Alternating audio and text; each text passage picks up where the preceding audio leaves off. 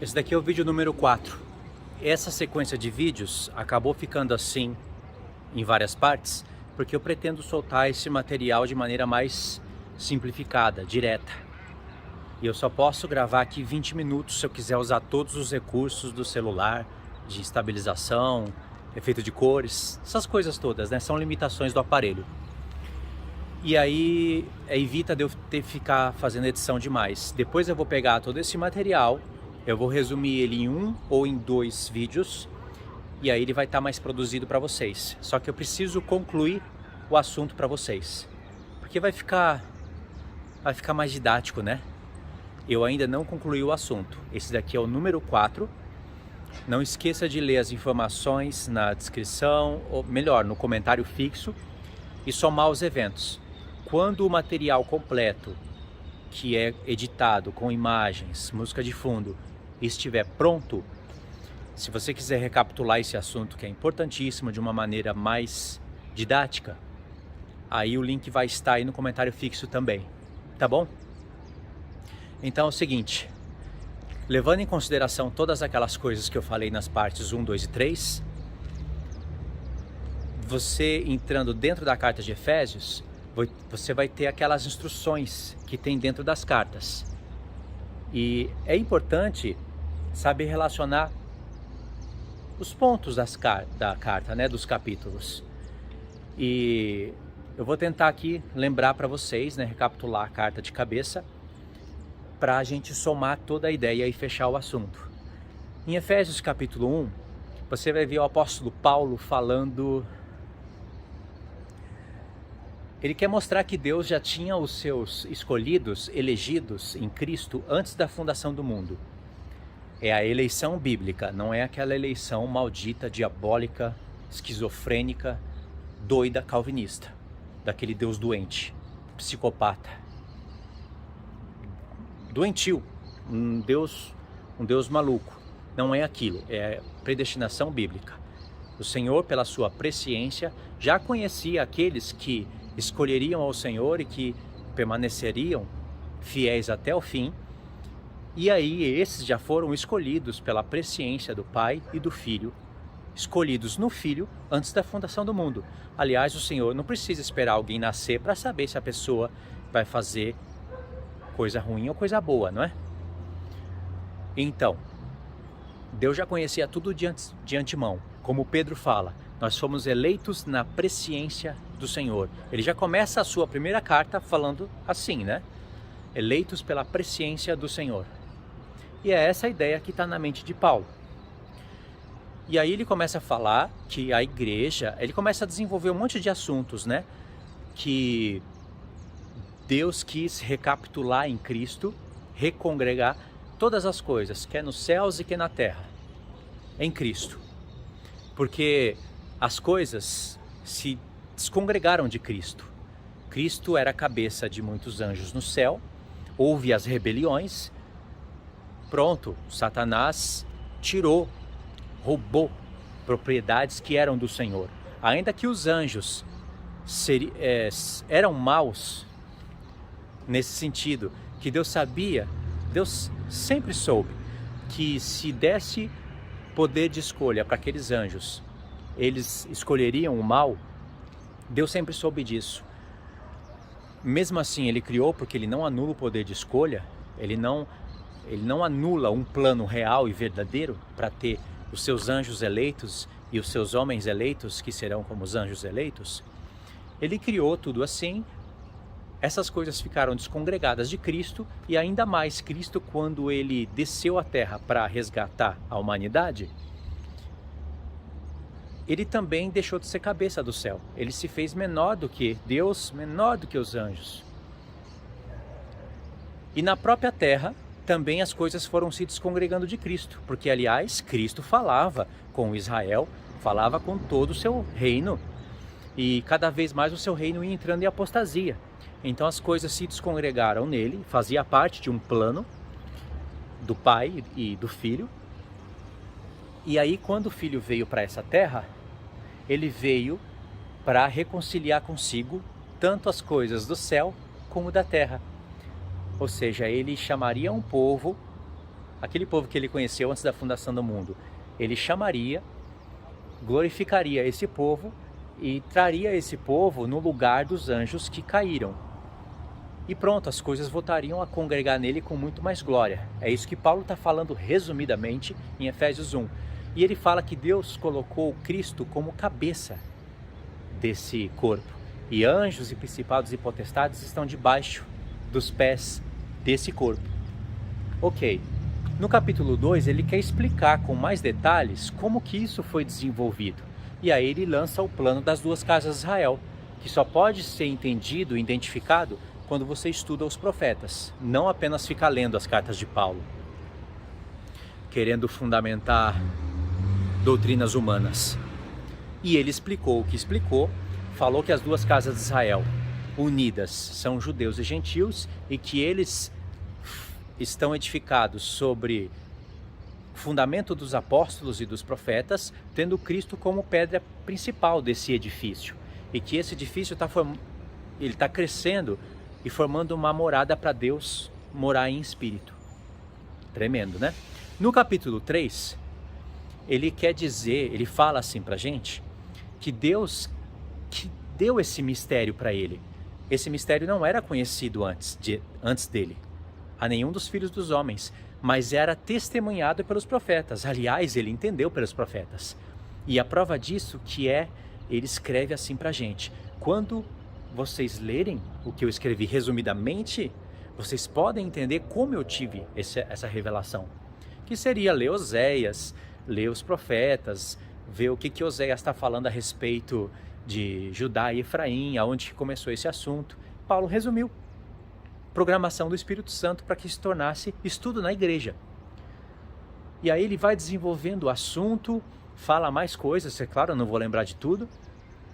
E em Efésios 4, ele quer falar que para esse propósito ser realizado na prática, ele vai acrescentando revelação após revelação. Para esse mistério se manifestar na prática, na nossa vida, na vida da igreja durante as gerações, Deus, ele deu dons para a igreja. Ele até fala que Cristo morreu, foi até as partes mais baixas da terra, e aquele que foi às partes mais baixas é o mesmo que ascendeu os céus. Aquele que ascendeu aos céus mais altos é o mesmo que desceu. Está falando da morte e da ressurreição de Cristo, baseada no Salmo 68.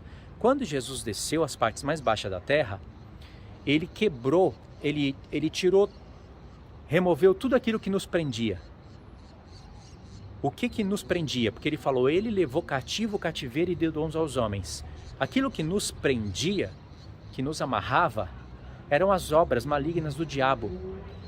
Ele trabalha para que constantemente os homens pequem e através do pecado entra a morte. Não é? Ele já falou em Efésios 2 que nós estávamos mortos em ofensas e pecados.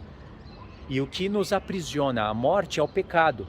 O Senhor Jesus venceu o pecado, venceu a morte. Ele saiu de lá do Sheol com as chaves, plural, da morte e do Sheol, e pronto, ele aprisionou tudo o que nos prendia. Ele levou cativo, levou preso o cativeiro, o que nos prendia, que é o pecado e a morte. Eu sei, Paulo fala que nós ainda pecamos e que muitos de nós ainda vamos morrer, mas ele fala que não é para andar como antes. Porque nós já provamos, estou somando as cartas, tá? Hebreus agora 6. Nós já provamos dos poderes do mundo vindouro. Nós já podemos ter vida de ressurreição aqui na terra. Ele fala isso em Colossenses 3. Colossenses é uma carta, praticamente carta gêmea de Efésios. Tem coisas diferentes ali, sim. Assim como tem Efésios, mas elas são muito parecidas. Quase que gêmeas, né? Melhor dizendo. Então o Senhor Jesus desceu as partes mais baixas da terra, venceu o pecado, e por isso venceu a morte, e por isso ressuscitou. E saiu de lá com as chaves da morte e do inferno. Então, o que nos aprisionava, ele aprisionou e levou com ele. Ele tem com ele lá as chaves da morte e do inferno e do Sheol. É isso que nos aprisionava. Compreendeu esse mistério? Ele levou cativo o cativeiro e libertando a gente, por essa libertação, deu dons aos homens. e esses homens são presentes para a igreja. Isso é o que significa levar cativo ao cativeiro e dar dons aos homens. Não que Jesus levou pessoas para o céu. Não tem nada a ver uma coisa com a outra. Contraria o restante da palavra, nem explica o contexto. Então ele nos libertou e deu dons para os homens, presentes. Deu para a igreja apóstolos, primeiramente apóstolos, como a gente vê na prática, profetas, evangelistas, pastores e mestres. E esses homens que formam parte de um corpo, cada parte fazendo a sua devida função, trabalha, né, juntas e medulas, todos trabalham juntamente para fazer o crescimento do corpo até chegar à estatura de Cristo. A estatura de varão perfeito em Cristo, até chegarmos à ressurreição, em outras palavras. E aí nós trabalhamos assim, então, com esses dons para tirar os homens das trevas e trazer para a luz. É essa conexão de pensamentos desde o capítulo 1 até o capítulo 4. E no capítulo 4 ele está falando para as duas casas de Israel. Já que no capítulo 2 ele fez questão de explicar que não há mais separação entre judeus e gentios,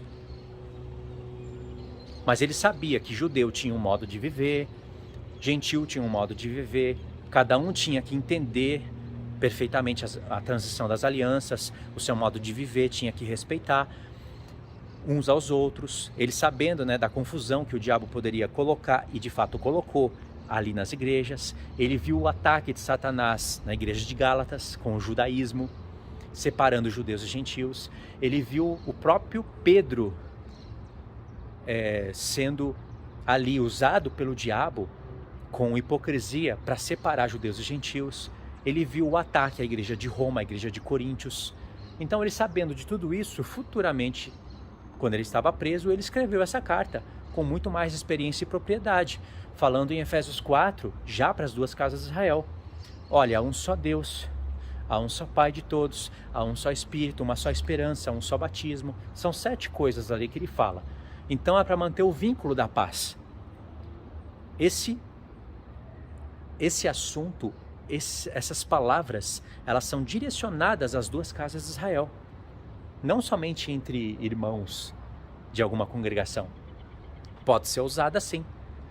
Se Deus quebrou a divisão, a barreira de judeus e gentios, Ele não vai quebrar a barreira dentro de uma congregação entre irmãos?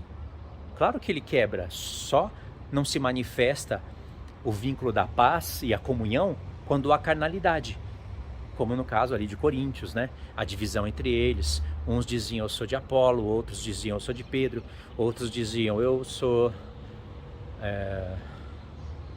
de Apolo, eu sou de Pedro,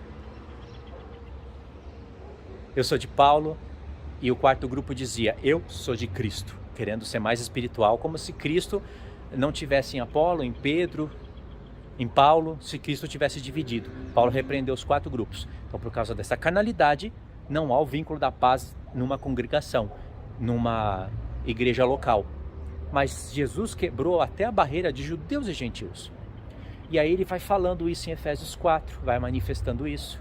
Em Efésios 5, tem um determinado ponto ali que ele fala, para a gente andar, agora não é para mentir mais, não é para roubar mais, não é para andar como filhos da ira. Ele fala, vede prudentemente como vocês estão andando. Não é para andar como loucos, e sim como sábios. Tem as 10 virgens aí. Ainda mais que o tempo se aproxima. Aí ele fala, porque está escrito, desperta, ó tu que dormes, e levanta-te dentre os mortos, e Cristo te esclarecerá. Ele fez uma referência a Isaías 51 e 52, onde o Senhor mandava Jerusalém se levantar do pó da terra. Foi compreendendo a relação desses assuntos? Quando chega em Efésios 5, ele vai falar ali para os maridos amarem as suas mulheres, e faz uma relação profética entre Cristo e a igreja. E aí ele fala que ele estava preparando a igreja para apresentar a igreja como uma única mulher ao seu esposo. Mas olha só a palavra que ele usa: sem mácula e sem ruga. Aqui é a palavra-chave, uma das palavras-chave desse estudo e dentro dessa carta. Sem ruga. Ruga é velhice, sinais de velhice mesmo. Paulo estava preparando a igreja para apresentar a igreja uma mulher santa, sem mácula e sem ruga, a um só marido, que é Cristo. Ruga é velhice, e velhice é a consequência do pecado. O pecado que nos faz envelhecer, faz as células do nosso corpo envelhecer. Lembra do que eu falei no assunto passado? Ou seja, através do poder da ressurreição, nós não vamos mais envelhecer. As nações que passarão dessa terra para o milênio, ainda que elas vão viver muito tempo, elas ainda vão envelhecer. A igreja glorificada não vai envelhecer. Por isso que ele fala sem rugas. E no decorrer das eras, das gerações, ele sabia que a igreja iria se envelhecendo, iria ficando com mácula, com rugas, até chegar o tempo em que o Senhor levantaria as suas 2 testemunhas. Vocês conhecem o assunto magnífico das 2 testemunhas, corretamente, para tocar trombeta, para acordar as 10 virgens, para então reverter a situação da mácula, do pecado, das rugas, da velhice, e apresentar uma esposa glorificada para Cristo. Esse assunto, dentro do capítulo 5, mostra então um marido preparando uma esposa. E aí no capítulo 6, você vê que ele fala que tem principados e potestades nos lugares celestiais. E que a nossa luta não é contra carne, contra sangue, mas sim contra principados e potestades nos lugares celestiais. Ainda que principados e potestades, demônios, usam os homens, nós sabemos que a luta não é especificamente contra o próximo, e sim contra demônios. Então, é através daquelas ferramentas que a gente vence, que seria o capacete da salvação, a couraça, a espada do Espírito, o escudo da fé, as sandálias nos pés que preparam o Evangelho da paz. Você vê que o apóstolo Paulo, ele está mostrando que Cristo, ele está agora armando a sua esposa como uma guerreira. Eu sei que são homens, sim, nós sabemos o assunto espiritual, mas ele está armando a sua esposa como uma guerreira. Está colocando nela capacete, couraça, escudo, dando espada, ensinando ela a manejar tudo isso perfeitamente para uma batalha. E lá em Apocalipse 12, ainda ele vai acrescentar para essa esposa 2 asas, as 2 asas da grande águia, que é uma referência a 2 testemunhas, as 2 casas de Israel, para que ela, além da esposa ter todo esse revestimento de poder, de armamentos de guerra, que são armamentos espirituais, ainda ela tenha 2 asas da grande águia para que ela possa voar bem alto e ter olhos como de águia e poder ir para o deserto. É isso que eu estou entendendo dentro da carta do apóstolo Paulo, a mensagem que o Espírito Santo deixou programada, meio que codificada, para ser agora apresentada para a igreja nesse tempo. Compreendeu? Esse é um resumão da carta e uma conexão com tudo que eu tenho falado antes. É claro que eu não vou ficar repetindo aqui todas as coisas que eu falei nos vídeos anteriores, mas agora você faz a conexão. Você entende então que você tem que cuidar do seu espírito, alma e corpo, entendeu? Espírito, alma e corpo agora, para você então poder usar os seus neurônios, a força do seu corpo, amar o Senhor Deus com todo o seu coração, com toda a sua força, com toda a sua alma e com todo o seu entendimento, ou seja, usar o corpo natural para servir a Deus como um homem espiritual, ainda que na carne, porque esse é o mistério da fé. Essa é a ligação de todos os fatos. Ou seja, fazendo isso, fazendo a nossa parte, Deus vai testemunhando isso, e aquilo que nós não podemos realmente fazer, Ele vai fazer, Ele vai começar a agir. Aonde nós não vemos portas abertas, Ele vai abrir. E aí vai manifestar a restauração do testemunho da igreja. Aí Ele vai levantar os seus episcopos, os seus bispos, os seus presbíteros, para gerenciar aqueles homens que têm aqueles dons, que realmente são homens santos, que querem manifestar o seu trabalho, que é o que está dentro da própria carta. Ensinar para a igreja as duas casas. Ensinar que judeus e gentios devem ser unidos. Judeus e gentios não estão unidos ainda. O que mais você vê aí na internet, que reflete o que realmente está acontecendo no mundo, é guerra entre Efraim e Judá.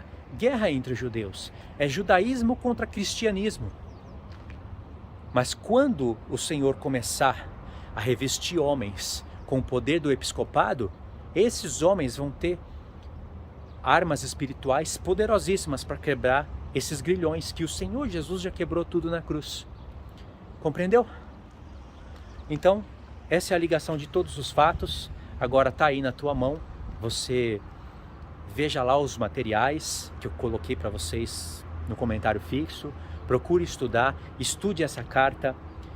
Você pode escutar ela narrada com a minha voz.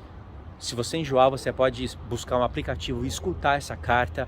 Estuda, relaciona essa carta com as outras. Nada disso é em vão, porque você vai manifestar a palavra de Deus, que tem poder para dar herança aos santos. Paulo não fala isso?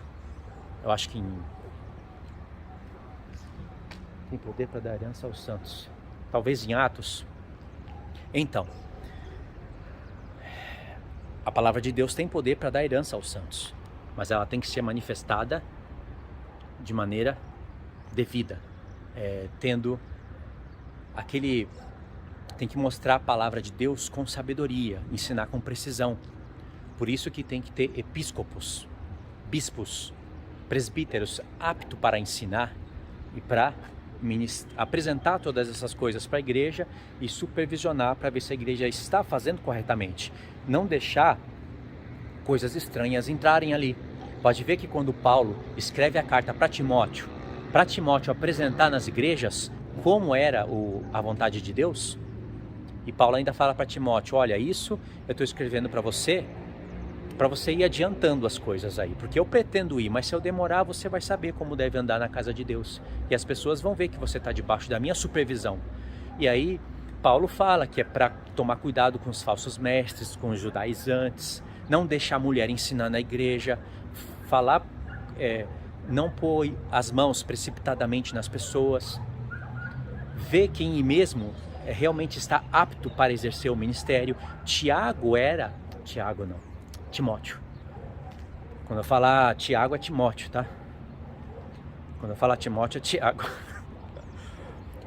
Timóteo, ele era praticamente os olhos e os ouvidos do apóstolo Paulo, um homem de confiança, ainda que jovem, estava sob a supervisão do maior episcopo da igreja. E Cristo, claro, supervisionando o que Paulo estava fazendo. Se Paulo vacilasse, vinha grilhão sobre ele, vinha chicotada, iria vir juízo sobre Paulo. Então é isso. Deus, ele tenho certeza que ele vai começar a manifestar essas coisas na igreja, se cada um fizer a sua devida parte. Tá bom, irmãos? Então é isso daí, então. Obrigado por ter assistido a essa série, ainda que assim em 4 partes.